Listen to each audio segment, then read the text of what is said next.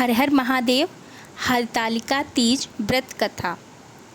एक बार भगवान शिव ने पार्वती जी से उनके पूर्व जन्म का स्मरण कराने के उद्देश्य से इस व्रत के महत्व की कथा कही थी। भगवान भोलेनाथ बोले, हे गौरी, पर्वतराज हिमाचल पर स्थित गंगा के तट पर तुमने अपनी बाल्यावस्था में 12 वर्षों तक अधोमुखी होकर घोर तप किया था।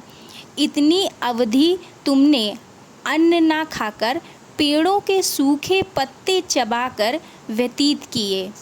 माघ की विक्रांत शीतलता में तुमने निरंतर जल में प्रवेश करके तप किया। बैसाख की जला देने वाली गर्मी में तुमने पंच अग्नि से शरीर को तपाया। सावन की मूसलाधार वर्षा में खुले आसमान के नीचे बिना अन्न जल ग्रहण किए समय व्यतीत किया। तब नारद जी ने कहा, गिरिराज, मैं भगवान विष्णु के भेजने पर यहाँ उपस्थित हुआ हूँ। आपकी कन्या ने बड़ा कठोर तप किया है।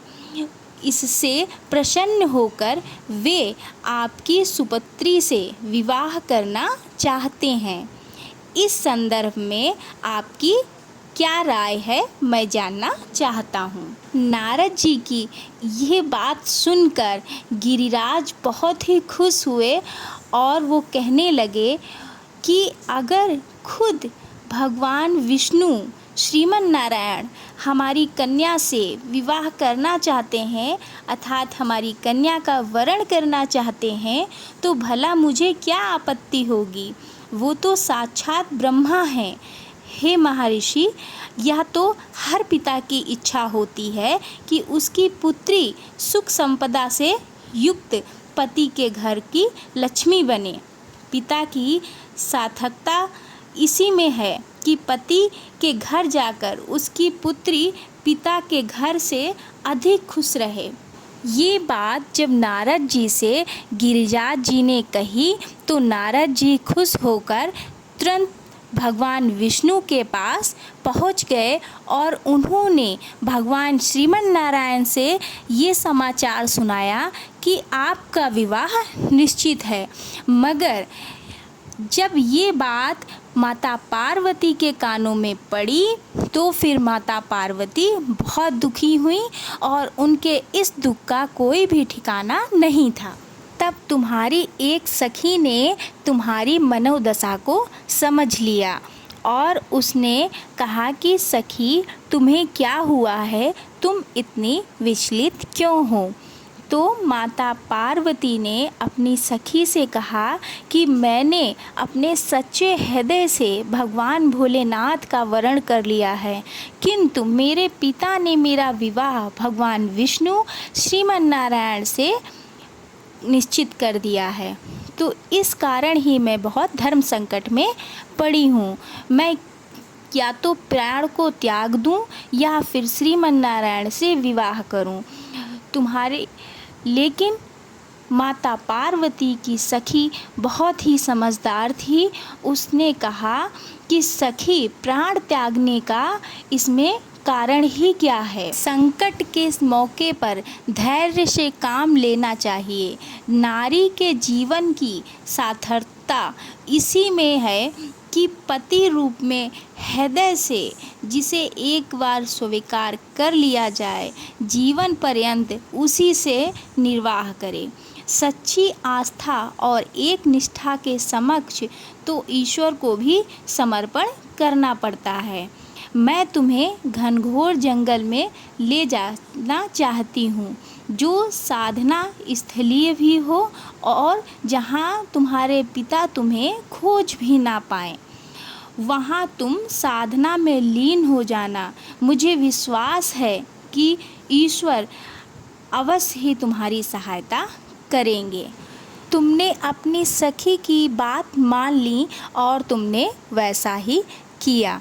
यहाँ तुम्हारे पिता बहुत ही दुखी हुए कि तुम कहाँ चली गई हो और उन्होंने बड़े जोश और रोष के साथ तुम्हें खोजने का कार्य शुरू कर दिया। क्योंकि वो भगवान विष्णु से विवाह करने का प्रण कर चुके थे। इधर तुम्हारी खोज होती रही और उधर तुम अपनी सखी के साथ नदी के तट पर एक गुफा में मेरी आराधना में लीन थीं। भाद्रपद शुक्ल तृतीया को हस्त नक्षत्र था। उस दिन तुमने रेत के शिवलिंग का निर्माण करके व्रत किया।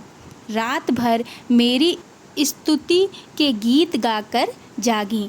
तुम्हारी इस कष्ट साध्य तपस्या के प्रभाव से मेरा आसान डोलने लगा और मेरी समाधि टूट गई और मैं तुरंत तुम्हारे समक्ष जा पहुँचा और तुम्हारी तपस्या से प्रसन्न होकर तुमसे वर मांगने के लिए कहा। तब अपनी तपस्या के फलस्वरूप तुम मुझे अपने समक्ष पाकर तुमने कहा, मैं हृदय से आपको पति के रूप में वरण कर चुकी हूँ। यदि आप सचमुच मेरी तपस्या से प्रसन्न होकर आप यहाँ पधारे हैं तो मुझे अर्धांगिनी रूप में स्वीकार कीजिए। भगवान भोलेनाथ ने तथास्तु कहकर कैलाश पर्वत लौट गए। अगले ही दिन तुम्हारे पिता गिरिराज तुम्हें ढूंढते ढूंढते वहाँ पहुँच गए और उन्होंने तुम्हारी इस घोर तपस्या का उद्देश्य पूछा और उनके इस तपस्या को देखकर जानने लगे कि बहुत ही तुमने घोर तपस्या की है। और गिरिराज बड़े दुखी ही मन से रोने लगे। तब तुमने अपने पिता के आंसू पोंछते हुए बहुत ही विनम्र शब्दों में कहा, पिताजी, मैंने अपने जीवन का अधिकांश समय कठोर तपस्या में बिताया है। इसी तपस्या का उद्देश्य केवल यही था कि मैं महादेव को पति के रूप में पाना चाहती हूँ। आज मैं अपनी तपस्या की कसौटी पर खरी उतर गई हूँ। आप क्योंकि भगवान विष्णु से मेरा विवाह का निर्णय ले चुके थे, इसलिए मैं अपने आराध्य की खोज में घर छोड़कर चली आई। अब मैं आपके साथ इसी शर्त पर घर जाऊंगी कि आप मेरा विवाह भगवान विष्णु से ना करके महादेव से करेंगे। गिरिराज मान गए और तुम्हें घर ले गए। कुछ समय के पश्चात शास्त्रों से पूछ बताकर विधि विधान पूर्वक हम दोनों विवाह के सूत्र में बंध गए।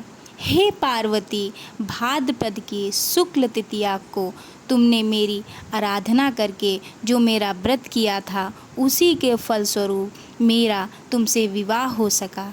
इसका महत्व यह है कि मैं इस व्रत को करने वाली कुंवारियों को मनवांछित फल देता हूँ।